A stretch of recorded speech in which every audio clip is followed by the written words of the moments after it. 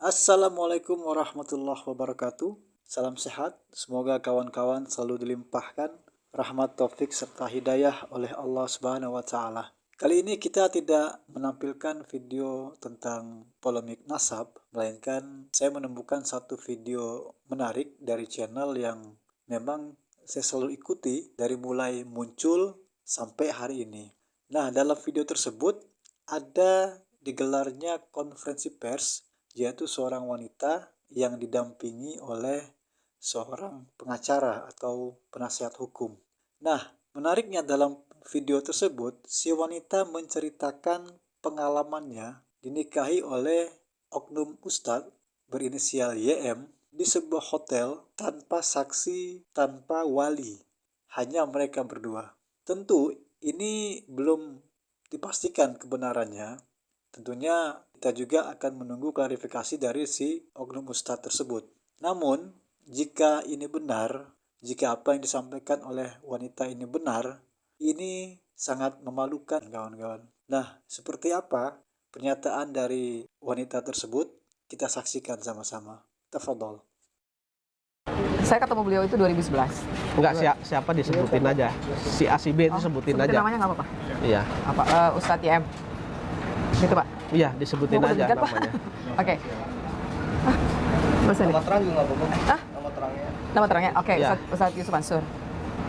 Tahun 2011. 2011 itu sekitar bulan... Saya waktu itu, seperti saya pernah ceritakan di podcastnya Pak Darso, saya kan pengennya hijrah. Saya selalu nyebut tuh dari dunia kiri, pengen ke dunia kanan. Kemudian saya ketemu beliau itu, dikenalkan sama teman di Jogja. Di Jogja tahun 2011, sekitar bulan Mei atau akhir Mei atau awal Juni. Nah, waktu itu pas dikenalkan itu, teman saya bilang kalau mau berburu sama beliau gitu kan, kurang lebihnya. Ya udah, itu 3 hari sebelum saya berangkat ke Singapura. Kemudian saya berangkat liburan dulu sama teman-teman. Pulang dari Singapura itu hari Minggunya, kalau nggak salah itu Kamis ya. Nah, kita tukeran telepon gitu ya Pak, boleh ya Pak? Iya. Ya tukeran, iya. Bukan telepon dulu, BBM. Iya. Tukeran BBM, kemudian terjadilah komunikasi. Disitulah saya mulai mengenal beliau mulai sering chat. Kemudian 2 minggu kemudian saya berangkat lagi ke Singapura. Nah, pas pulang dari Singapura yang kedua, itu saya diminta untuk nemuin beliau di Jakarta, karena kan memang berhentinya di Jakarta. Jadi saya nggak lanjut ke kota saya. Saya dijemput sama, aku nggak tahu supirnya mungkin ya, waktu itu supirnya. Jadi saya pulang dari Singapura, teman-teman pulang ke kota, saya dijemput beliau, kemudian saya disuruh nemuin beliau. Ya, terus di pertemuan kedua itu langsung Pak. Iya, gitu. langsung. Beliau itu bermaksud untuk meminta untuk jadi karena saya ada niatan pengen hijrah, kata beliau kalau mau saya ajarin itu nggak boleh berduaan. Jadi kalau berduaan itu haram, jadi harus halal dulu. Halal itu artinya menikah gitu ya Pak. Iya. Nah, menikah. Saya waktu itu sempat nanya, kalau nikah berarti harus nemuin bapak saya dong, gitu kan.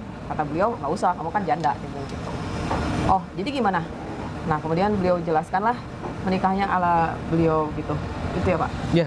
Ya, akhirnya hari itu pulang saya dari Singapura, terjadilah prosesi pernikahan yang saya kan nggak ngerti ya. Saya kan awam agama, orang mau hijrah nggak ngerti Islam tapi lagi pengen bener gitu loh. Jadi ya saya pikir, terus saya tahu beliau itu tokoh agama terkenal, jadi ya saya nurut aja gitu. Saya nggak tahu kalau itu benar atau salah, saya nggak ngerti. Jadi saya nurut aja.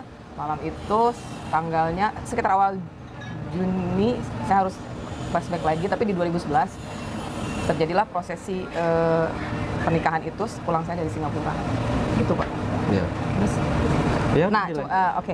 Saya pikir setelah pernikahan itu terjadi, apa yang beliau janjikan, kemudian apa yang saya tujukan itu akan terjadi. Umpamanya dibimbing, ketemu dalam posisi sudah halal kan boleh dong berdua ya kan. Kemudian pada saat berdua dibimbing lah, atau ditanya gimana sih layaknya kalau pasangan ke pasangannya, apa nanya makan lah atau apalah. Dan ternyata selama perjalanan saya menikah dengan beliau nggak ada seperti itu, kecuali hanya dihubungi ketika untuk nemuin aja ke Jakarta.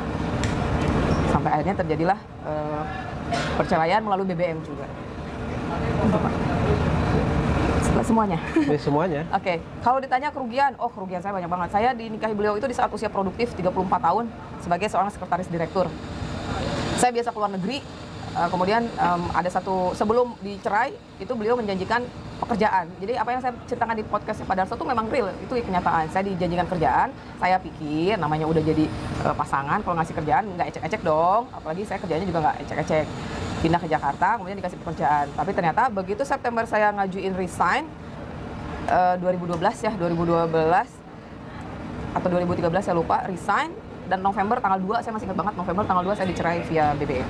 Jadi saya kehilangan momen banyak banget, kerjaan, waktu, kemudian kalau dinilai dari kompensasi rugi banget saya. Gitu, itu aja sih Pak. Ya.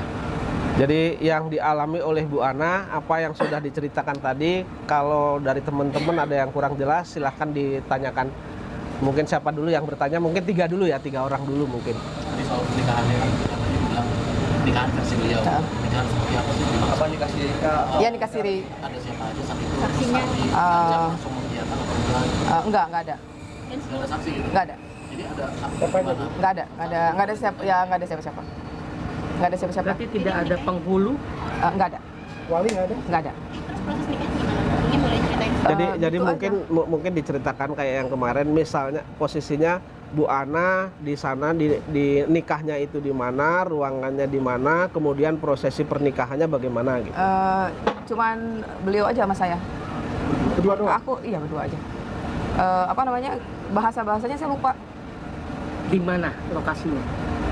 Di Jakarta, tapi saya lupa nama tempatnya. Jakarta Selatan? Pusat dari bandara. Tadinya dari bandara tuh sekitar 30 menit. Pokoknya di kota deh. Tapi Mbak tidak curiga kenapa pernikahan tidak ada penghulu gitu kan, dan hanya berdua sah menikah gitu loh? Enggak. Karena aku nggak ngerti. Jadi dari Aku nggak ngerti. kedua itu langsung diajak dan langsung mau. Ya karena aku sih mikirnya simpel aja. Oh, memang kalau kan memang beliau tidak menyentuh saya sebelum prosesi itu. Jadi harus halal dulu, bahasanya harus halal dulu. Gitu aja sih. Itu di rumah atau di hotel? Di hotel, tapi saya lupa nama hotelnya, tapi hotel bagus sih. Cuma aku lupa, di Jakarta Di Pusat. kamar atau di lobi atau Di kamar? Di kamar? Iya. Langsung menikah gitu? Iya, Foto video nggak ada? enggak ada. Berarti benar-benar berdua nggak ada ajudan mungkin? Ya di bawah nunggu, di bawah nunggu. Saya lupa namanya juga, tapi ada yang nunggu di bawah. Tapi kalau seiring berjalannya sekarang Mbak Ana tahu misalkan belajar agama, menurut Mbak Ana itu pernikahannya yang sah, ideal kah? Oh itu atau hanya cuma iming-iming saja? Jadi gini teman-teman, Bu Ana bercerita kepada saya bahwa Bu Ana ini baru pulang dari Singapura. Kemudian pada saat di Singapura, Bu Ana ini BBM-an, kemudian pulang dijemput oleh nggak tahu ajudan atau sopir. Kemudian awalnya akan di hotel di dekat bandara, tetapi di bandara ternyata penuh. Lalu Bu Ana ini katanya diajak ke hotel di sekitar Jakarta Pusat. Lalu di dalam kamar itulah mereka menikah ala yang bersangkutan itu. Tapi karena Bu Ana ini tidak paham agama, Bu Ana itu menganggap pernikahan tanpa wali, kemudian tanpa penghulu itu dianggap sah gitu. Jadi orang yang nggak tahu, kemudian diajak orang yang tahu, merasa bahwa itu sah. Bang, kita garis bawahi Bang ya. Bukti kuat apa yang akhirnya bisa untuk melakukan penuntutan terhadap ustadz tersebut? Karena tidak ada bukti konkret terkait pernikahan siri. Jadi begini, plus minusnya berkaitan dengan membuka perkara ini sudah saya sampaikan ke Bu Ana. Cuman Bu Ana ini mengganjal pikirannya ketika itu tidak disampaikan begitu. Nah, terus kemudian Bu Ana di hadapan saya untuk menguatkan itu, tentu saya sebagai muslim percaya ketika Bu Ana ini mengucapkan sumpah di hadapan saya dan beberapa orang saksi, beliau bersumpah bahwa pernah terjadi pernikahan yang seperti itu begitu. Itu saja. Berarti tidak ada bukti konkret antara Bu Ana dengan ustadz ini? Tidak ada. Apa konsep pas hari haknya? Iya, pas hari haknya. pernikahan atau Saksi Chat atau ajakan. Kalau chat banyak. Chat tapi dulu BBM ya. Iya, masih disimpan? Masih disimpan. Adalah beberapa masih. Oh berarti chat ajakannya ada. Chat. Beliau chat-chatnya, Screenshot chatting-chattingnya itu masih disimpan, masih di screenshot. Dan saya pun sampai dengan saat ini catatannya belum tahu ya. Tapi beliau sudah di depan saya, Pak, benar ini terjadi. Kemudian Bu Ana sudah menuangkan dalam bentuk tulisan bahwa beliau berani bertanggung jawab bahwa ini terjadi. Kemudian untuk meyakinkan itu juga Bu Ana berani mengangkat sumpah bahwa itu memang pernah terjadi. Terus kemudian Bu Ana ini ya sudah, karena sudah menikah, mereka mengatakan di dalam pernyataan itu pernah melakukan hubungan suami istri. Lalu apa yang diinginkan oleh Bu Ana saat itu? Ada speak up in public. Iya. Satu, sebenarnya saya tuh ketika mau ngungkap ini kan lama ya, saya pendam ya. Seiring berjalannya waktu, banyak saya baca. Saya tuh ngerasa jadi kaum perempuan tuh, aduh kok begini banget ya. Nah, saya pengen anggaplah kasus saya ini, oke sudah terjadi, oke nggak apa-apa. Saya bilang korban nggak sih Pak? Iya. Mudah-mudahan dari kasus saya bisa diambil ibroh, jangan sampai terjebak atau terkesima, tersimpati jika suatu saat ada orang besar, kita orang besarnya nggak tahu siapa ya Pak ya, oknum, kemudian mengajukan seperti yang saya alami.